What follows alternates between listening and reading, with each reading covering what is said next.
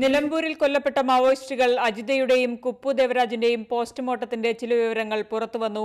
അജിതയുടെ ശരീരത്തിൽ 19 വെടിയുണ്ടകളേറ്റതായാണ് വിവരം. 5 എണ്ണം ശരീരത്തിൽ നിന്ന് ലഭിച്ചു. 13 എണ്ണം ശരീരം തുളച്ച് കടന്നുപോയി. ഒരു വെടിയുണ്ട ശരീരത്തിൽ തന്നെയുണ്ട്. നട്ടെല്ല് പൂർണ്ണമായി തകർന്ന നിലയിലാണ്.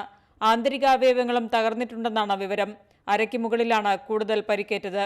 കുപ്പു ദേവരാജിന്റെ ശരീരത്തിൽ 7 വെടിയേറ്റു. 4 വെടിയുണ്ടകൾ പോസ്റ്റ്മോർട്ടത്തിനിടെ കിട്ടി. 3 എണ്ണം ശരീരം തുളച്ച് കടന്നുപോയി.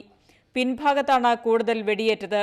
CT സ്കാൻ, എക്സ്റേ എന്നിവയിലൂടെയാണ് ഈ വിവരങ്ങൾ ഫോറൻസിക് ശേഖരിച്ചത്.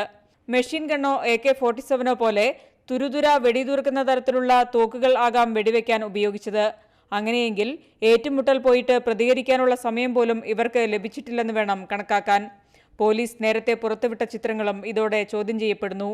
ഈ ചിത്രങ്ങളിൽ വസ്ത്രങ്ങളിലൊന്നും വെടിയേറ്റതിന്റെ പാടുകൾ വലുതായി കാണുന്നില്ല. പോലീസ് ഏറ്റുമുട്ടൽ സ്ഥാപിക്കാൻ വ്യാജ ചിത്രങ്ങൾ ഉണ്ടാക്കിയോ തെളിവ് നശിപ്പിച്ചോ എന്ന സംശയങ്ങൾ ബലപ്പെടുന്നു. ഇതിനിടെ സംഭവത്തിൽ DGP ക്രൈംബ്രാഞ്ച് അന്വേഷണത്തിന് ഉത്തരവിട്ടു. സുപ്രീം കോടതി മാനദണ്ഡങ്ങൾ പാലിക്കപ്പെട്ടില്ലേയെന്ന് അന്വേഷണ സംഘം പരിശോധിക്കുമെന്ന് DGP അറിയിച്ചു.